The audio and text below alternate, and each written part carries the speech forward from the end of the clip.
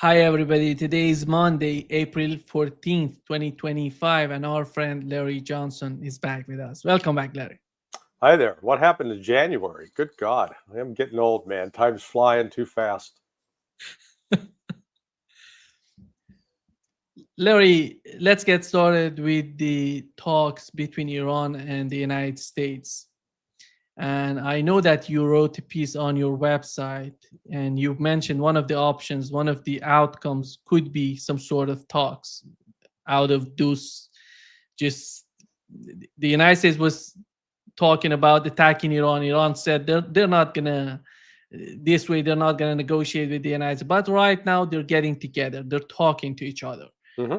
And here is what Pete Hegseth said about the talks.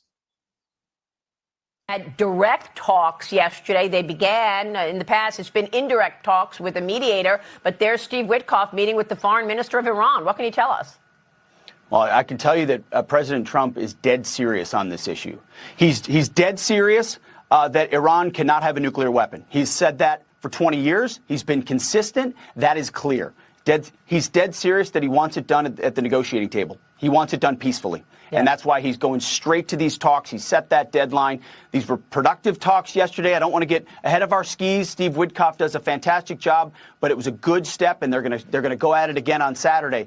But he's also dead serious that if we can't figure this out at the negotiating table, then there are other options, to include my department, to ensure that Iran never has a nuclear bomb. We hope we never get there. We really do, Maria. But what we're doing with the Houthis and what we're doing in the region, we've shown a capability to go far, to go deep, and to go big. And again, we don't want to do that. But if we have to, we will, to prevent the nuclear bomb in Iran's hands. Go ahead. But Nima, I'm dead serious about being dead serious, because if I can't be dead serious, then I'm not seriously dead. But the more that I'm dead, then I'm serious. He's a moron. Good God. Oh, we don't want to get ahead of our skis. No, Pete, the expression is out over your skis. You should try skiing once in a while. Look, I predicted one of three possible outcomes. Number one is after a half hour, an hour, they would have questioned the sexuality of each other's mothers and said insulting things and stormed out. Well, that didn't happen. Option two was they'd talk, they'd realize that they would have something to talk about, and would agree to meet again in the near future, and maybe even announce the next date, which is what they did. The third option was that they started talking and they extended the talks, and then they came out and said, we're going to continue this tomorrow. So that would have been the best outcome. What they've done now, Witkoff comes back. He's going to brief Trump. Hey, here's what we talked about. Here's what we agreed on. Here's where I think there's the possibility of an agreement. And then at that point, the Zionist loons, the crazies, the Israel firsters are going to descend on Trump like a bunch of hungry chickens on a group of bugs and just peck away.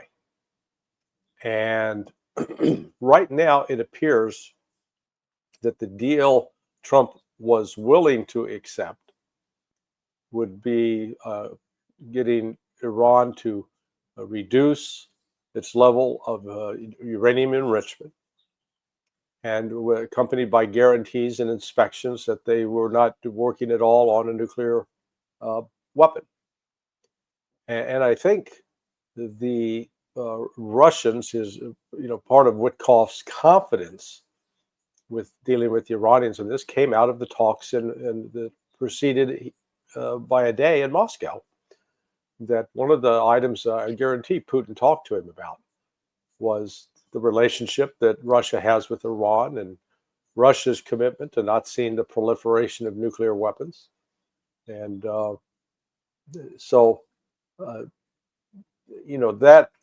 that deal doesn't call for what Israel wants. Israel wants the Libyan option. Basically, they want all the Iranians to be anally raped, okay? Disarmed so that they can't defend themselves, betrayed so that the West can do whatever it wants to it. And, you know, they specifically want Iran to get rid of its missiles, dismantle all, even, you know, peaceful nuclear energy projects, which is ridiculous, and to cut off all ties with the Houthis, Hamas, and Hezbollah. Now, Iran said, no, we're not doing that. What I'm not sure that Trump and the Mario Rubio's, the Michael Waltz hawks in his group understand is that this coordination between Iran with Russia and China has been going on 3 weeks. You know, they started first in Beijing. Is you know, I think you and Pepe talked about that, and then it was followed up last week with another session. You know, they weren't getting together to discuss, hey, who's got a good price on a rug? Oh, I tell you what, you give me that rug and I'll give you this nice little doll. No, they were talking about what each country was willing to do, maybe even recommending negotiating strategies to Iran, how to approach it. Anyway, what happened on Saturday was the talks were productive. Now it's going to, the ball is in Donald Trump's court, as I wrote on Saturday. This thing could still fall apart, and if it falls apart, I think Trump remains committed to going to war with Iran. This is, you know, this isn't the world of rationality. We're not talking people who are logical and dealing with facts. This is entirely the range of religious fanaticism and the desire to protect Israel at all costs. You know, just notice the irony. Today, you've got all of Europe condemning Russia, and the United States condemning Russia because they killed 60 officers who had gathered at you know, a public building, and there may have been some civilian casualties. What do they say about the Palestinians? Not a goddamn word. Nothing. They murder, the Zionists murder women and children on a daily basis. And it's not a matter of we believe, we can see the images, they're horrific. And the West sits silently by. But Russia, who's being attacked by the West, Russia has every good lawful reason under Article 51 of the United Nations Charter to declare war on Europe and the United States and bomb the hell out of us.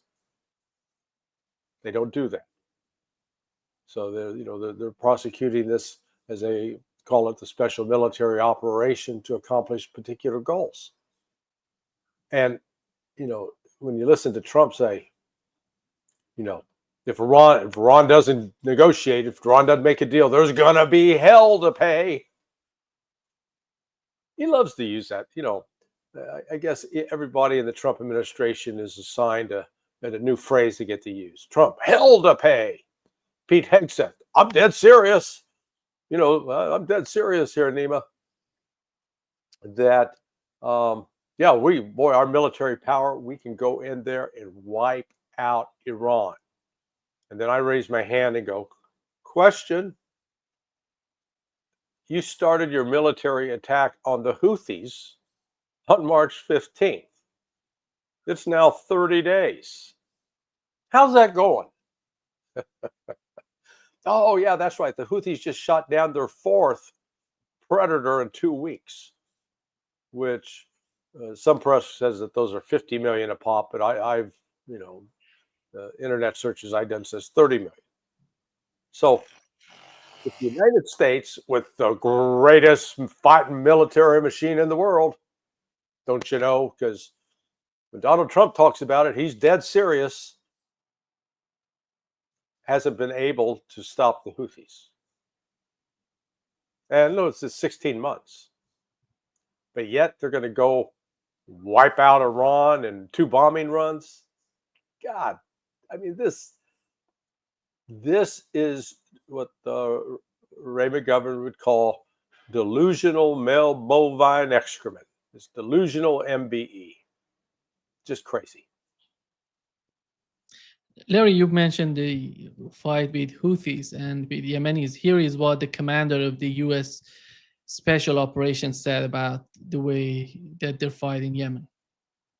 Use $10,000 one-way drones that we shoot down with $2 million missiles. That cost benefit. Yeah, just a little bit thinking the way that they're fighting Yemen. I think that's why one of the part of this sort of operation is the economic part of the operation. Is that going to benefit the United States in a long run? The way that he's describing here is not sustainable. The way to fight, the way that they're fighting Yemen. Well, just because we love to borrow money and spend money we don't have and enrich the military-industrial complex, what's wrong with that? Nima, why do you hate America? I don't actually. No, look, this I'm saying that is, that's one of the charges that when you try to point out this stuff, the craziness, the contradictions, the disparities, the disproportionalities, they always come back as, why do you hate America? You know what? You're telling us the truth, by God. We can't stand the truth. This is, I don't know why people are surprised by this, at least in the United States. I've written about it extensively when it started and have said, look, this is something the United States cannot win or prevail without putting a 1 million-man army in the field and attacking and taking over Yemen. Now, people say, oh, they couldn't do that. Well, we couldn't do it anytime soon. It'd probably take us 5 years to get to that point to be ready to do that. And so it's not a practical solution. But without that practical solution, that would, cost God knows how many dead, and the financial costs on it be astronomical. This current approach of we're going to bomb, we're going to look for these missiles, we're going to try to spot where they're hidden, we're going to blow them up, and that'll end the threat. Well, Yemen's been at war now for like 10 years. A war that is against the West. Let's not kid ourselves that they've been indirectly fighting the United States now for 10 years. The U.S. loves these proxy wars, man. We go out and make other people die. We ruin the lives of other countries. So far, we haven't had to pay a price. But in the course of that, the Yemenis, the Houthis, dug underground deep. I'm sure they had consultations and advice and guidance from Iran and from North Korea. And so they've been able to build some very secure locations underground. And they got, particularly when we're dealing with all the mountains, good luck blowing through those mountains. And so the United States, its traditional method of using a fixed wing aircraft to locate a missile or a satellite flying overhead, said, "Hey, there it is." It's at the intersection of Broadway and 55th Street. So then you've got to relay that information through a bureaucracy, and it gets to the point where someone can make a decision and say, "Okay, yeah, we want to strike that. You got a green light, go." Well, who's going to do it? Are we going to launch a submarine launched ballistic missile? Are we going to launch a cruise missile, air-launched cruise missile? Are we going to have a fighter jet fly off of the deck of, so you got to make all those decisions. And so by the time you get the decision, say, okay, we're going to go hit there, missile's gone. They've moved it. It's a mobile launcher. You know, they can drive it around, and we're not good at finding it and tracking it. Which is, then that brings us, that's why they're using the Predators. Because the Predator, it's flying overhead, and as soon as it spots it, it can go, oh, there it is. It can fire. But it appears, I can't say this with 100-degree certainty, but it sure appears that the Houthis have figured this out, and they've developed, let's call it bait. They'll create some mobile launchers that aren't really launchers at all. They're just dressed up to look like it. And they'll drive it out into a particular area, and then they'll put some air defense systems nearby and just wait.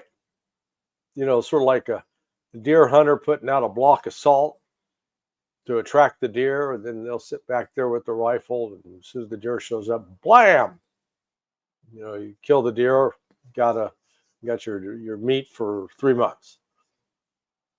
That appears to be what Yemen's doing. So the United States militarily is not going to prevail over Yemen with these tactics, despite, all the nonsense about Mr. Dead Serious himself, Pete Hegseth. Larry, I talked with Colonel Wilkerson, and he mentioned something about the Diego Garcia base. Mm-hmm. He said that he doesn't understand why they have chosen to use the Diego Garcia base, because it's defenseless if they decide to go after Iran, to fight with Iran. Yeah. Yesterday we've learned that UAE is providing the fuel to the bombers and everything in Diego Garcia. Mostly is coming, mostly the fuel coming from the UAE. And Iran can neutralize them in 2 hours, in a day. Yeah. Yeah. No, he's absolutely right. It's just, I think some people are making the mistake. They think that the United States has actually really thought this through, planned this out, run the scenarios like I did, say scenario 1, scenario 2, scenario 3. If we do 1, what happens? If we do 2, what do we need to do differently? They're apparently not thinking that way. It's all emotion, and the frustration level for Trump's going to grow, because they keep saying, "Oh, man, any day now, any day these Houthis are going to give up. Come on, give up." But the Houthis, they've got a different timeline. In fact, I heard today that they launched 3 new missiles, hypersonic missile attacks into Israel. One at Ben Gurion Airport, one at a military base. Yeah, they're not giving up, and they're not doing this because they're terrorists. That's Western propaganda. They're doing it because they're fighting on behalf of the people of Palestine. And they're not just fighting for Gaza. It is the West. The West excuses genocide in the name of fighting terrorism. And when you step back and look at the definition of terrorism is the use of violence against civilians for political purposes. The biggest terrorist in this right now is Israel, with the United States, its great enabler, given all of the civilians it's killing. But yes, go ahead. Yesterday they've hit the only functioning hospital in Gaza, Larry, and as you mentioned, nobody's talking about in Europe. They're just outraged by what's going on in Ukraine, and nobody's talking about the only hospital they're attacking. They're not human. It's okay to kill them. They're cockroaches. They're not human beings. They're Palestinians, for God's sake. They're not real people. I mean, you understand my sarcasm. It is, this is, if Hollywood or Bollywood, the Indian version of Hollywood, tried to make a movie about this, it would be so absurd. There's just we blithely ignore the tens of thousands of dead civilians, and then cry rivers of crocodile tears over the deaths of 10 civilians in Ukraine. Now, sue me, and good. I'm not suggesting that's good. But Russia, up to this point, has diligently tried to avoid civilian casualties. Whereas we've got a consistent evidence with respect to Ukraine of them attacking civilian targets without regard, that are not being used for military purposes. So a difference. But this, the war is cranked back up in Gaza now. The Israelis are killing Palestinians, and Hamas reportedly killed 2 Israelis today. And the Israeli military is already suffering a crisis internally, with a number of reservists now saying, "Hell no, I won't go. I'm not going to do this." Laurie, when you look at Pete Hegseth and the way that he's expressing his feeling, I don't know if there is any strategy behind that, but oh, come on. Come on, man. There's no strategy behind it. He feels, Larry, He's it feels like he's a bobblehead. political and military commentator instead of being the head of Pentagon. This is a position, a very important position from which he's talking, and he has to consider that. I don't know if he knows what's the meaning of prudent. No, he does not. Couldn't spell it either, probably. No, he's just he's a bobblehead. Those dolls that you got. It's like a plastic body, and then there's a spring attached to the head, and the head does this.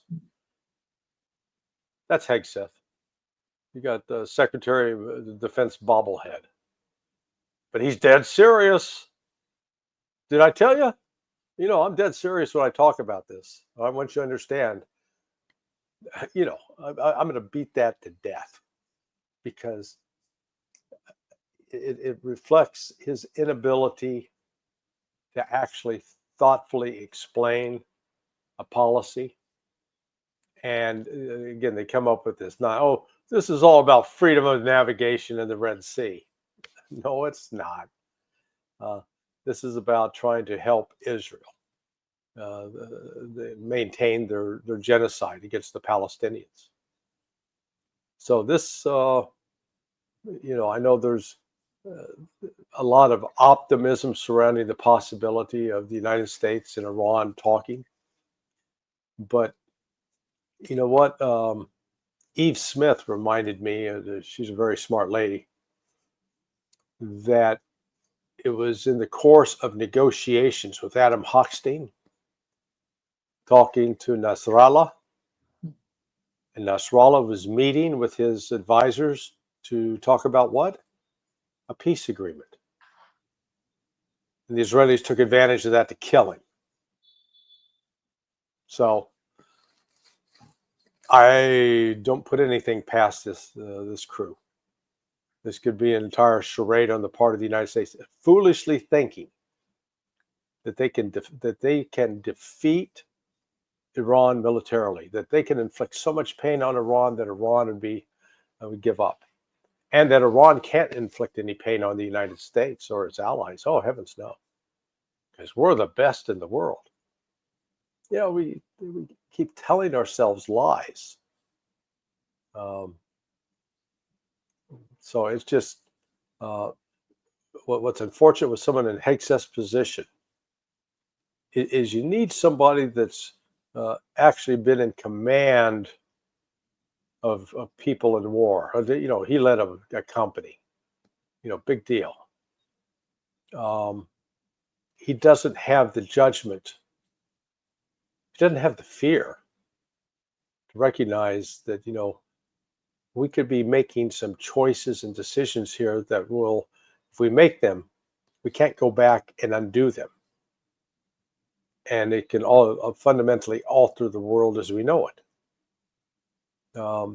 Because you've now got to take into consideration that Iran has a military, I'll call it what it is. It's a military alliance with China and Russia. It's written down with Russia. I'm not sure it's written down with China, but the aggressiveness of Trump, his attacks on China with the tariffs, these people look at all of this as a whole. They're not saying, is the United States becoming more friendly, more cooperative, more helpful, or are they becoming a bigger son of a bitch every day and abusing us? You tell me. What I see is abuse. What I see is, I don't see any one of these countries, including Russia, even though they're happy that they got some talks going with Witkoff and that they're moving on some of the trying to restore normal diplomatic relations. I don't think for a minute they believe that the United States can be trusted, is a stable, normal negotiating partner. I think it's like dealing with an abusive father who's a drunk, and you hope to God he didn't come home drunk. Comes home drunk, he's hitting everybody. 1 minute, if he's sober, he's okay, but then he gets drunk, and man, everything turns into a weapon. That's Donald Trump. His approach to life, and he got caught Friday night where they backed off of some of the tariffs on China. I mean, you could read what they said. It wasn't just the Wall Street Journal. It was announced through Homeland Security, and even the Commerce Secretary Lutnick said it. And then Trump goes, "No, we didn't. No, we didn't do that. No. Boy, it's in place." And then meanwhile, China says, "Okay, all these rare earth minerals that you need, that you don't have alternatives for. It's one thing to actually get the raw material, but then you got to get the process, to process it, and those factories can take 4 to 5 years to build." Okay, so China's holding a lot of cards here, and Trump's trying to pretend that we can bully China. So China's hearing that, and then China's seeing what they're trying to do with the Houthis, and this all comes together. The United States, we look at it as episodes, separate episodes, not related. Chinese and Russians don't, and the Iranians certainly don't. They look at this as an integrated whole. And from that standpoint, the United States is the biggest threat to world peace today. Considering the intensity and the roughness of the competition between the United States and China, last week I talked with Alex Craner. He said that with the current situation that the United States is in and competing with China and what's going on with the conflict in Ukraine, if they go in Iran, if they decide to fight a war with Iran, that Iran would be the graveyard of the U.S. empire, because yeah, I think he's right. Yeah, go ahead. Sorry to cut you off. And I don't know if these people who are working with Donald Trump, like Hexet, like Marco Rubio, I don't know if they do have such a deep understanding of what's at risk for the United States if they start a new war. No, they don't. They buy their own male bovine excrement. I mean, they really believe themselves. They believe we got the greatest, the bestest military in the world. Nobody's better than us, Nima. Look at all the wars we've run. Oh, that's right. We haven't won any since World War II. And when he talks about our great war fighters, Our great war fighters, what are they good at? They're good at killing unarmed civilians. They're good at bombing factories that don't have air defense. They're good at attacking countries that don't have air force. I mean, so, but we keep telling ourselves, yeah, I could be the greatest fighter in my street. I could be the king of my neighborhood, just as long as I only beat up all the kids. Make sure they're, younger than 12 years old. Small, little, I can, man, I smack them around. I am the toughest guy in the neighborhood. Then what happens when someone who's my size, maybe a little younger, shows up and says, stop it. No more. All of a sudden I'm in trouble.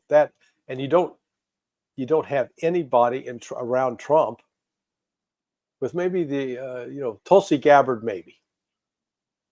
But I'm not sure that he's calling her in to say, okay, Tulsi, tell me what you think.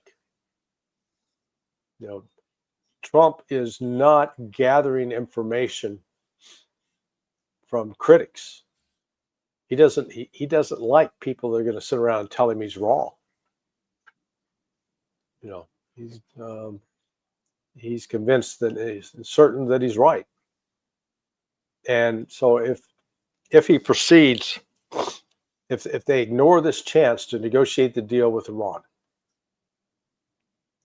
they will go down the path of this war, and it will severely damage the United States. And it's not going to bring an end to the country, but it'll bring an end to Donald Trump's presidency. Because once he gets beat in the field like that, he's not going to have anywhere to hide. And all of his fight nonsense is no, people aren't going to listen to that anymore. They're going to say, you got us, you sent us into a no-win situation. That you promised peace and you brought war. I've said for 3 months now. Trump entered office with a historic opportunity to really go down in history as the president who brought peace. He ended the threat of war in the Middle East, both in Israel and in Iran and in Yemen. He brought an end to the war in Ukraine, and he got back on the good relations with China. We've been looking for an excuse to fight with China, and we come up with different narratives about why they're the bad guys. So instead of being the guy who brings peace, he is bringing uncertainty and danger. There's no other way to call it. When you look at the way that Iranian officials are talking about the talks, the negotiations with the United States, they want to get a deal done as soon as possible. Mm-hmm. And we know that Russia and China are supporting Iran because they know Iranian officials talking, they don't want nuclear bombs. They don't want nuclear weapons. That's Right. why they can get a deal as Right. soon as possible. And we know Donald Trump is not a sort of character that wants to dragging on the talks and negotiation going on for years, and he's not interested in that as well.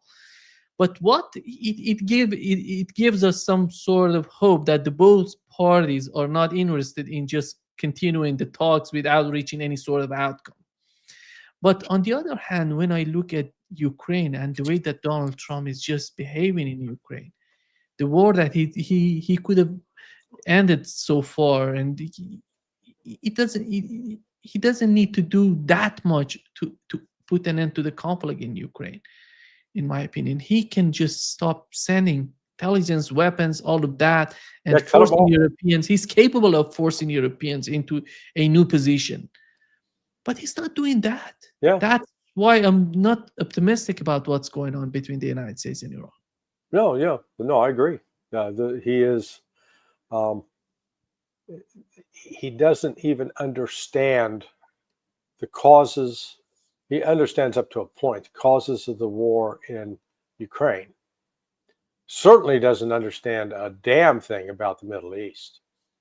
When you heard him the other day that, that somehow Israel gave the Palestinians Gaza, all that oceanfront property, and they made a mess of it. Nice fairy tale, but that's not what happened.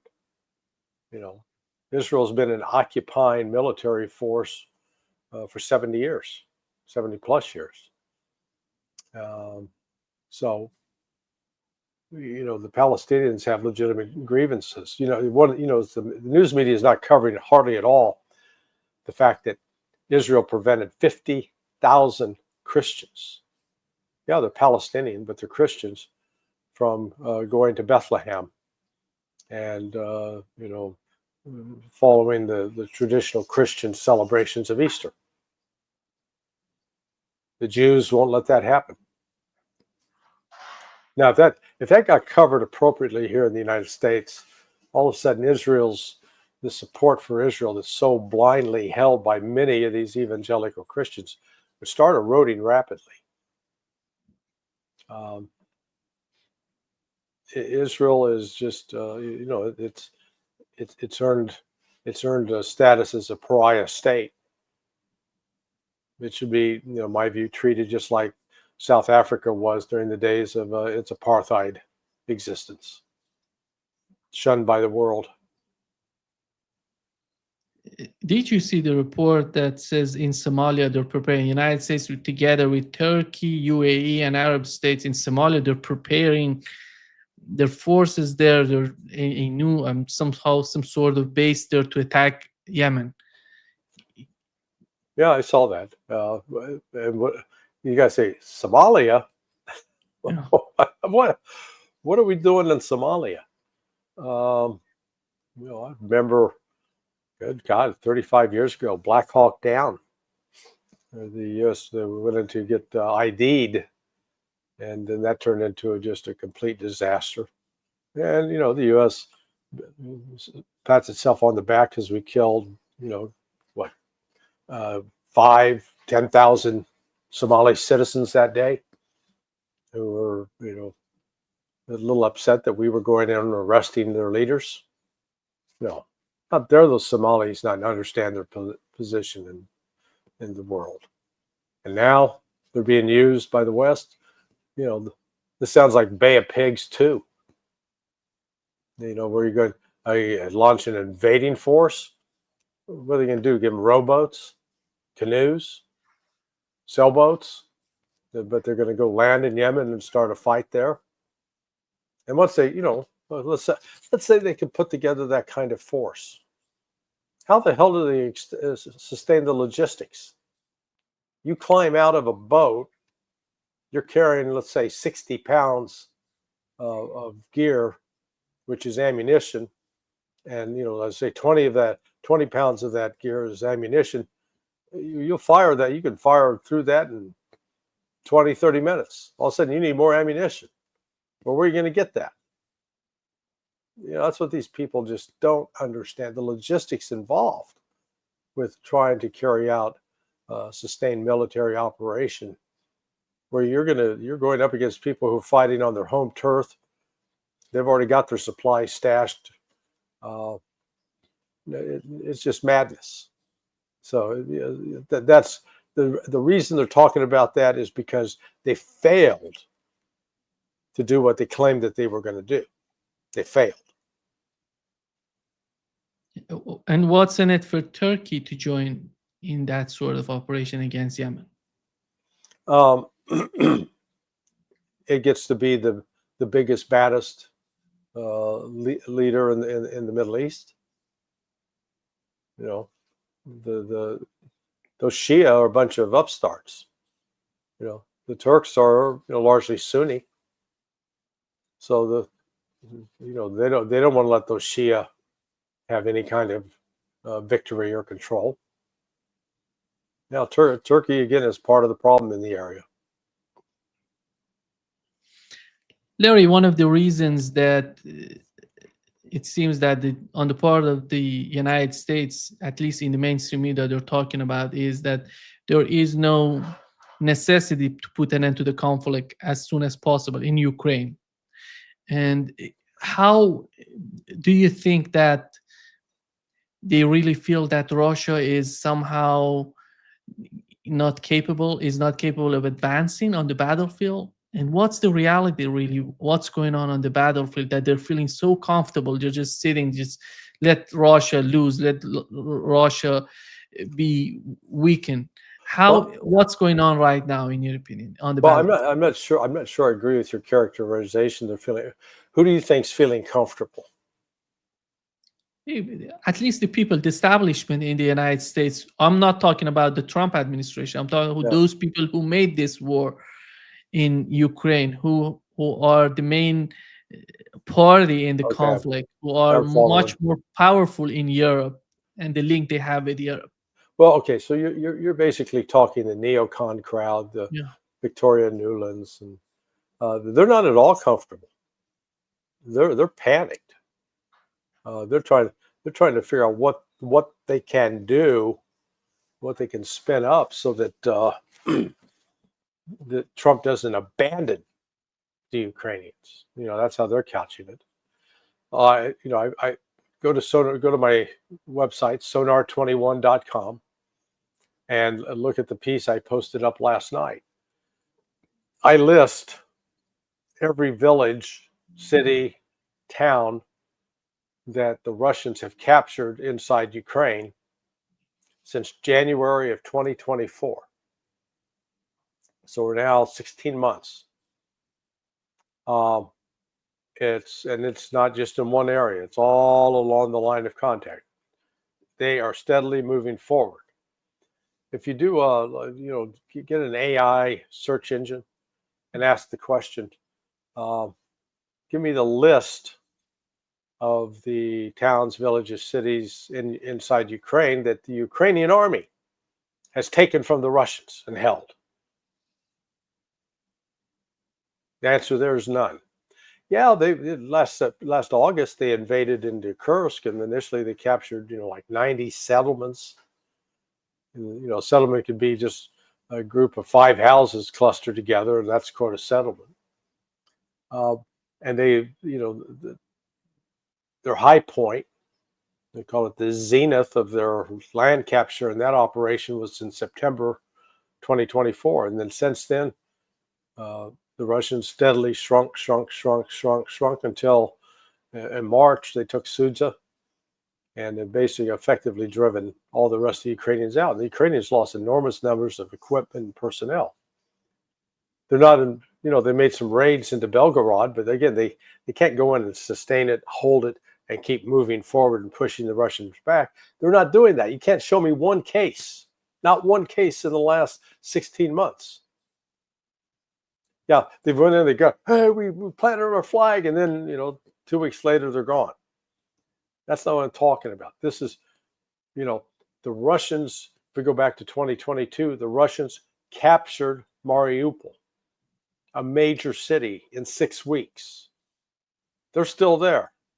They haven't abandoned it. They've got Donetsk secured.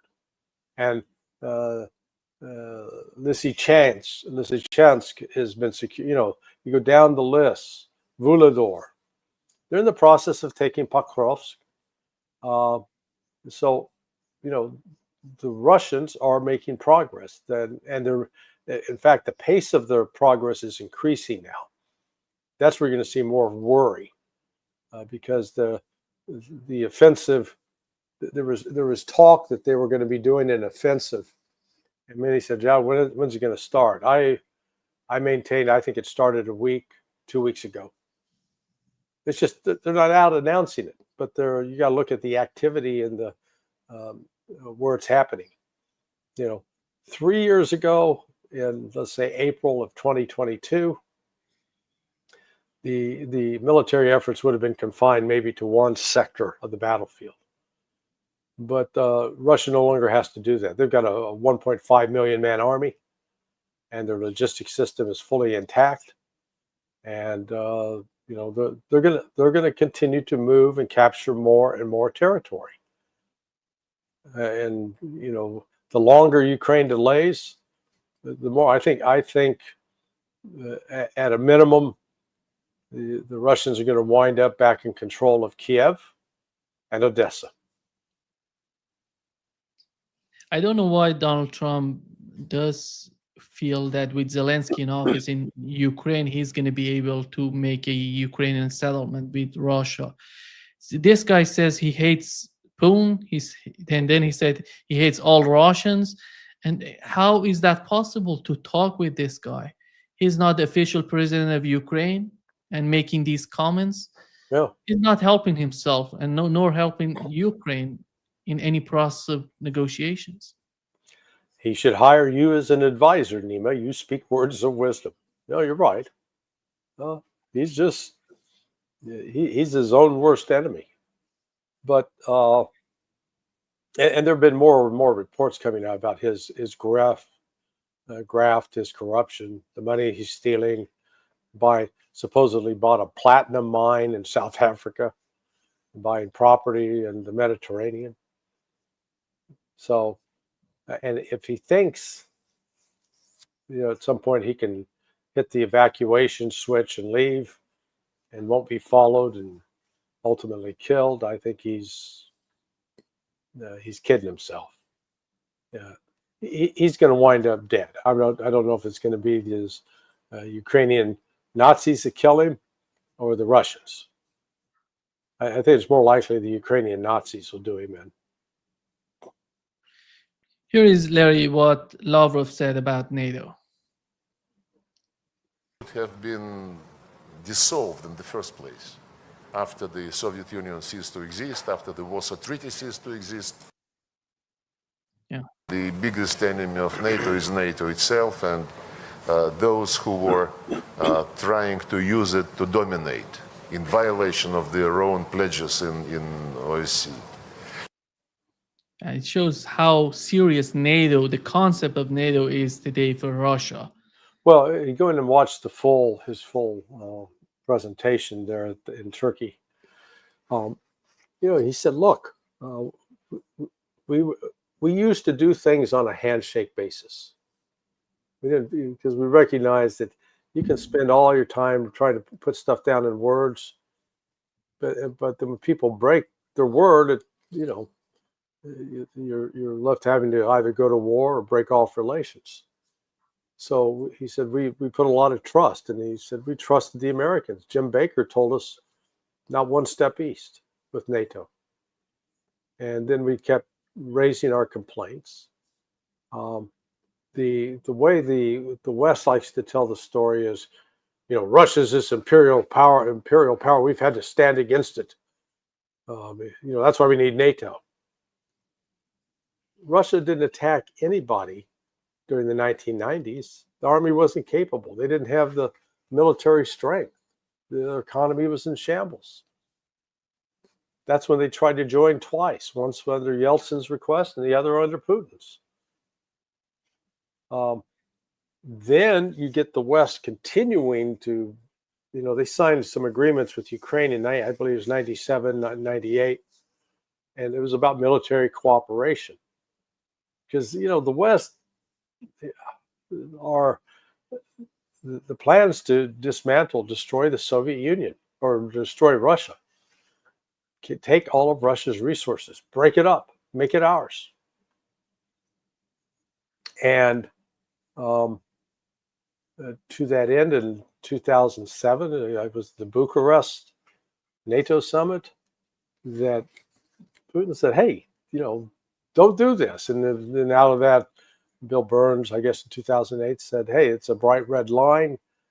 If you expand NATO any further west, it's Russia's going to fight back. Niet means niet." And what did we do? Well, we encouraged the Georgians with a lot of NATO support, launched that attack that led to a 2-week war with Georgia where Russia crushed them. And then all of a sudden, man, see these Russians, man, they're trying to take over the world. And the United States is leading the charge on that while we're, bombing the hell out of Afghans and Iraqis in 2008. And then in 2011, we're stirring up a civil war in Syria, arming, training, and equipping jihadis. We're the ones who are actually out there spreading unrest. We took out Muammar Gaddafi. After promise, hey, give up all your nuclear, your chemical and biological weapons, man, you'll be our best friend forever. BFFs, dude. And he was dumb enough to believe us.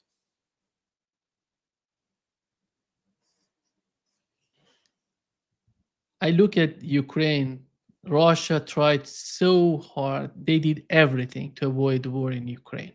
Yeah. Don't start this war. And they're losing it, Larry.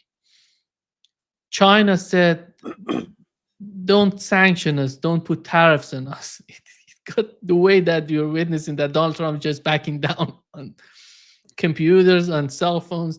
What's the necessity of this? And the war with Iran, the same way, I would see the same sort of outcome. What is there gonna? Do you think that? I'm still hopeful about Witkoff with the case of Ukraine and Iran, and maybe with China. I don't know if is he the only rational figure in the Trump administration. Well, let's my dear friend Pepe, on one of your last conversation with him, was excoriating Witkoff for being a real estate developer. And I disagree with with Pepe. He's a lawyer, and I think he's a lawyer before he is some real estate wheeler and dealer. Because notice that with lawyers, gee, who else is a world leader that we know as a lawyer? Oh, that would be Vladimir Putin. So, and you've been around some lawyers, right, Nima? They have a particular way of looking at the world. And the really good lawyers, they have a way of going, what are the facts? What is the evidence? Let's lay it out. What are the implications? What's the risk? They're always talking about managing risk. Don't create risk for yourself, how to reduce that risk. So that's why I think actually when Putin and Witkoff get together, man, they're talking, yeah, Putin was educated in a Soviet legal system, and Witkoff in an American legal system. But the training for lawyers is somewhat similar, and so they end up having, if you will, a common language by which they can talk. And I think that's actually one of the things that helped push these talks along. So Witkoff's trying to look at it from a rational standpoint. The problem Witkoff has is when he's briefing Trump today, I'm sure, maybe briefed him yesterday. The Zionist crowd is going to rise up in outrage and try to sabotage this. And, we could wind up with the meeting getting postponed, or Trump sending someone else to do the negotiation, not Witkoff. There are some accusing Witkoff already of being a puppet of Putin. He's pushing Putin talking points. So, we're going to find out. We're going to find out if Trump is serious about peace or not. Is he going to back Witkoff or not? Is he going to really? Trump needs a victory right now because things aren't going well for him in Ukraine. Things aren't going well for him with China. If he gets Iran, say, hey, Iran's not going to build a nuclear weapon. We've got the guarantees. We've got the assurances. It's not going to happen. I got us a peace deal. And most of us will then say, great, you've gone back to the JCPOA, which you canceled 5 years ago. But it's good. Glad you came around. Anthony, did you watch Anthony Blinken's recent interview about Ukraine? He said we had differences with the government in Ukraine, yeah. but Larry, I wouldn't be surprised with the article in the Times that they're talking about. The British army, the British military was behind the counteroffensive in 2023, that failed counteroffensive. No. That it was the U.S. That was a U.S. brainchild. The Brits. You remember there were those the kid in Massachusetts that leaked those intelligence documents back then. There were some. They already had the intelligence assessments about, when Ukraine was going to run out of air defense systems, etc. Now that was a U.S. plan. The British were part of it. Definitely had a role, but I think that was the brainchild of the United States. And in the terms of the differences that Anthony Blinken was mentioning, he was trying to say that Donald Trump is not capable of managing the disagreements that exist between the United States and Ukraine, or he was pointing out something else. What was the main point of that sort of argument on his part? Well, I'm not sure what the main point was. I mean, I chalk it up to political noise. Look, Blinken, Biden, Sullivan and company, along with Lloyd Austin, they made a disaster of Ukraine. And now it looks like Donald Trump is trying to one-up them, making it an even bigger mess. We'll see. He either brings it into the war, or he's faced with doubling down and expanding the war. And if he does that, Russia will win this. They are winning this. The die is cast. Yeah. I really do feel that Witkoff is capable of doing that. He's capable. Yeah, no, he is. He's so much. When he talks, it makes sense. Yeah, it makes a lot of sense. Well, he's like I said, he's speaking like a lawyer. Some of I'm not sure how much of a Zionist he is. How deeply held his religious views are. He at least he failed to meet with Hamas, but at least he met, shook hands with Araghchi, the Iranian foreign minister. That's a positive sign. The Zionist crowd, though, in Washington, they don't want just a deal on the nuclear weapons. Is an excuse, okay? That's all it is. It is an excuse to get rid of Iran.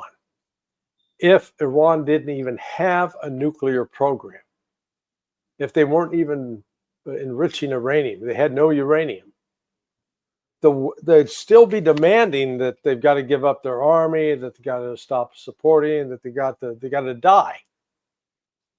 We haven't forgiven them for taking over our embassy. Good God, 46 years ago.